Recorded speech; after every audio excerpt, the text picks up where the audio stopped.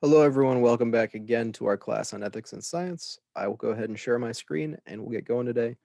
This lecture is a little different because my slides, and you'll see them in just a second here, are mostly quotes. I found the article that we read for this to be particularly fascinating.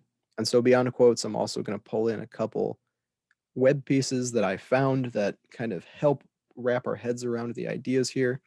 And I will, of course, post those in our Canvas page for you to look at on your own. Not required, but I'm giving you the sources. So this is lecture 15, and I'm not opening with a joke, again, because the subject matter is very serious. This is about the importance of protecting vulnerable people and how some communities have taken on the ability to protect themselves. So let's get into it. So what is at the heart of this? As I see it, the problem of the imbalance of power, that researchers have power over research participants through the nature of the relationship between the two, and that without systems designed to limit abuse, this imbalance of power is incredibly dangerous and carries a painful history. Outside of the context of Native Americans, which we're going to be talking about in a minute, I actually was doing a little reading and found an article to be particularly interesting on this. Let me find it. So, if you've ever heard of the Milgram experiments, they were pretty famous for studying human responses to authority. And I'll give you the article here. It's people who have tried to dispute it but end up proving it anyway, and there's problems with the guy's research, but it actually still kind of holds up, and it's a product of its time, and it's related to, the problems of authority that we talked about with the banality of evil. It ties well into all of our course themes. I encourage you to read it. But the idea behind it was that people would listen to somebody in a lab coat, even if that person in a lab coat told them to hurt another person, specifically through electric shock. And it was quite horrifying just how far the researcher got people to go. Why does that matter? Because, like I say in this first slide, if we don't think about this imbalance of power, we're likely to continue to participate in that dark history. And I think that's what the Milgram experiments were trying to show. He may have inadvertently participated in it himself, but that's neither here nor there for what we're talking about today. So, first quote I have for you, this sums it up really well. Sorry if I stumble over the words. So, conducting research in an ethical manner with indigenous communities necessitates an active awareness of the extent to which the federal government, agencies, and affiliated institutions have oppressed, discriminated against, and engaged in culturally biased practices with these communities. Examples include forced relocation of Native American people and punishment for their spiritual and cultural practices, forced removal of Native American children to boarding schools or residence schools, and in some cases, direct warfare. This practice of taking children to boarding schools, like with Tuskegee, it's a lot more recent than we think. These boarding schools were still operational in the 1970s. I lived for a while pretty close to a reservation, specifically the Forest County Potawatomi Reservation. I have their website right here. This is the website for their library and cultural museum, which, if ever you are in the area around Crandon, Wisconsin, when there's not a pandemic, I would encourage you to go here. I ended up spending more time at this library than I thought I would because, one, they allowed me to be there because I made a couple of friends on the reservation, and two, because they had books and I was doing research and they had a library. And living in a rural place, good libraries are hard to come by, right? But at the little museum they have attached to the library, there's a mural of children's hands, and it's rainbow colors, little handprints, and each handprint is, it's a beautiful little piece of community art until you look at the little plaque next to it giving the context, which is that each handprint represents a child that was taken away from the reservation to go to one of these boarding schools and never returned.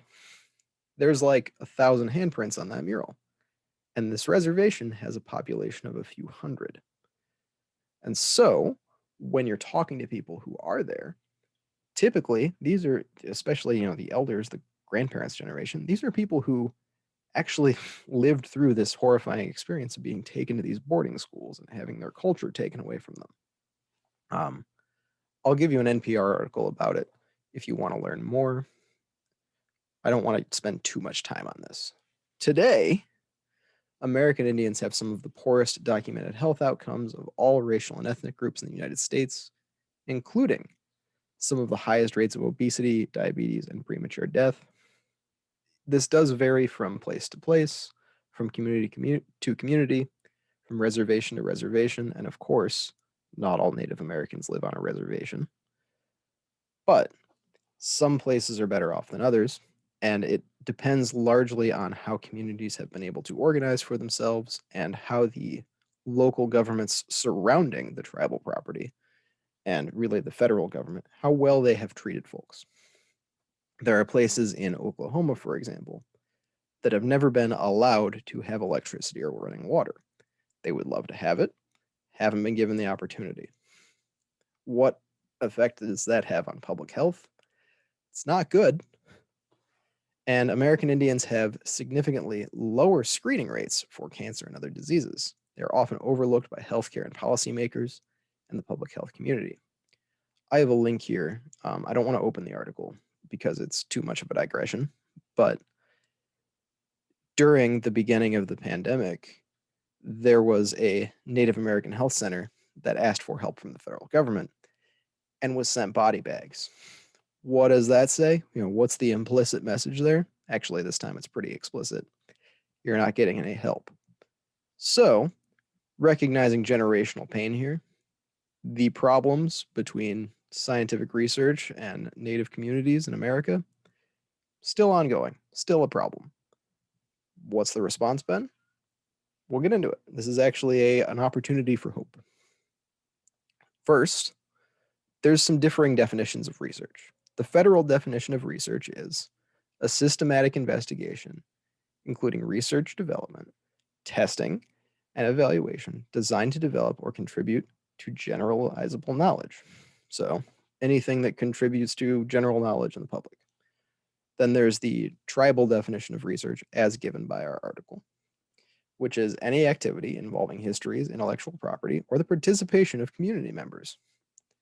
So, in the tribal systems, people would say anything that you're studying about us, yeah, that's research on us. We want to be able to regulate what you do to us. And that is perfectly valid. So, what have, tribal communities done? There's been this establishment of intertribal IRBs. IRB stands for Institutional Review Board. Every university has one, and then there's other larger bodies outside of those.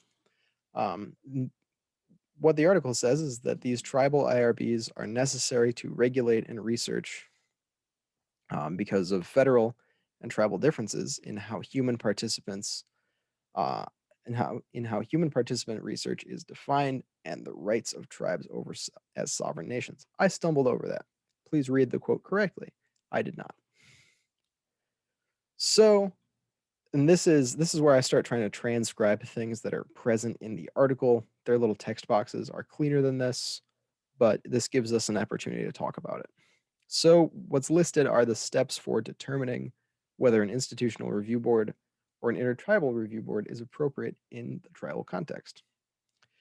What's good about this system is that there's no one intertribal review board. It's, in the specific context of this place, that place, this community, these communities together. How do we determine what good practice is? It's local, it's specific, it tries not to be general. So, first is identify the context in which research involving tribal members or communities is regulated. So, first, are the local authorities actually doing a good job? If they are, no need to break the system, right? Then determine whether the level of regulation is adequate for the potential risks involved. Kind of ties in with the first one, right? 3, assess the views of tribal leaders, community members, and researchers on research regulation. So, have a conversation together, get that dialogue going. Very important. Create a working group under the direction of tribal leaders to assess areas of need. Having leadership by the people who are going to be research participants. Can't overstate how important and good that idea is. Review existing policies and practices of the Indian Health Service Area IRB, tribal consortia, and the local tribal IRB. So again, look at what is currently present, see if we need to change it, see if it's good enough, and encourage community level protections and formal research review processes as appropriate. Again, involving the whole community, the whole of the people who are being studied by whatever study is happening here. This sense of participant-led research is really important here because it prevents the kind of awful things that we've talked about so far in this class. It gives the power to the people who are typically powerless in the research process. Then there's the steps involved in developing a IRB or intertribal IRB. So educating tribal leaders, making sure the people making decisions are well informed, recruiting community members, and identifying what they will do and who they represent. So again, making this a community process, developing plans, developing and adopting policies and procedures to regulate what's happening to protect people from risk, register the IRB with the Office of Human Research Protections. That's more technical, but still good. Training new committee members, providing information to academic institutions, researchers, policy makers, programs, and affected indigenous community members, and always seeking new members, training opportunities. It's creating this system of you don't get to research this community without the permission of that community. And then they have these protocols, which, I mean, look, this is ethics, right? It's listed right there, but I would say this whole thing is one big ethics question, and it answers one of the big questions of our section of the whole module, really. And we'll talk about that in a couple of slides. So they have their own definition of research here, and that the tribal definition of research supersedes the intertribal IRB definition, and that it also supersedes the federal definition of research, that the local group, whoever is being studied, they get to define what counts as research. They have the power in this case. That's important. Ethics, and this is community versus individual protection. So making sure that the sense of ethics, that doing the right thing, is always first and foremost in the mind of the researcher and the research participants. Because if that is done, people will be protected. Equity. The intertribal IRB promotes equity by gaining input from elders and community members, incorporating traditional knowledges and beliefs, and advocating for allocation of resources in tribal communities. The board requires researchers to outline the benefits of their research for the community. So, something we talked about last week. If this research doesn't benefit the community, sorry, you're not doing it here, because these communities aren't going to be guinea pigs. Setting clear boundaries, saying that if research is going to be done involving these communities, it needs to benefit them because they've been taken advantage of for far too long. And then transparency. And I really like this, that they need to submit an abstract of to why this research is important, how it's going to help the tribal community. It needs to be approved by all tribes involved, and it keeps going. And one thing that's in here that I don't know if it makes it into these definitions is that you need to get consent from the tribes before you obtain funding to study the people in these tribes. That the ethical steps have to come first, or you're not being let through the door. Because as much as the rights of these sovereign nations on American soil have not been respected, they are their own sovereign nations. They have their own police forces, their own laws. They just happen to exist within similar borders. It's a messy situation. Folks are also American citizens, but it's complicated. But why does this matter? Because the establishment of these tribal IRBs is an answer to one of our biggest questions in this class, which is, can science police itself? The folks establishing tribal IRBs would say, historically, no, science has not been able to police itself. And so, when coming to these particular communities are going to police science as it operates in regard to their communities. And in place of culturally adequate federal regulations, some tribal governments are going to establish their own. So instead of waiting on the groups that have historically been the abusers to do the right thing and start regulating themselves, communities are saying, we'll make sure you do it when you're going to interact with us. Is this a model that's reproducible on a larger scale? I have no idea. And that, look, the history that's led up to the present situation is one, largely unresolved, two, much closer than we usually think. Like I said at the beginning, there are people who went to these boarding schools that are still alive today, and they're going to be alive for another couple decades. This is not dead history. This is within living memory. And there are people who are working to do things like recover lost languages, but this is not resolved. And in a lot of ways, federal agencies have not apologized adequately for the damage they've done. And there's still a lot of people who went missing. We have no idea what actually happened to them. That's not okay. That's completely unresolved. So, where does that leave us? For this week's discussion post, the question I want you to discuss and answer and ask is, given the history, how can and should scientists go about earning and maintaining the trust of the general public, especially communities that have historically been harmed by governmental and scientific authority?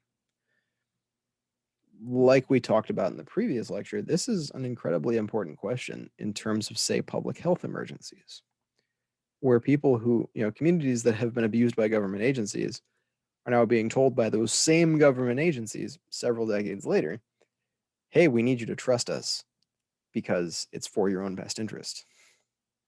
And it probably is today, but that is the same rhetoric that folks were being given when it wasn't in their best interest. And so how do we, and by we I mean, hypothetical scientists that we all are, how do you earn and maintain trust? And can you? Should you? Maybe distrust is okay. I've met plenty of people who would say, yeah, it's okay not to trust the government. They've abused us.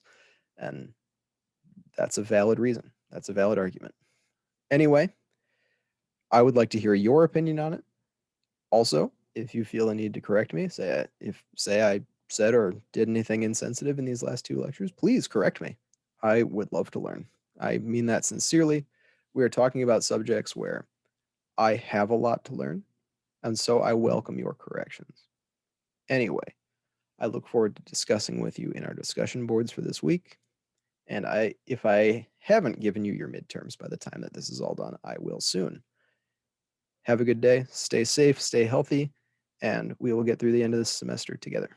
Have a good day, everyone.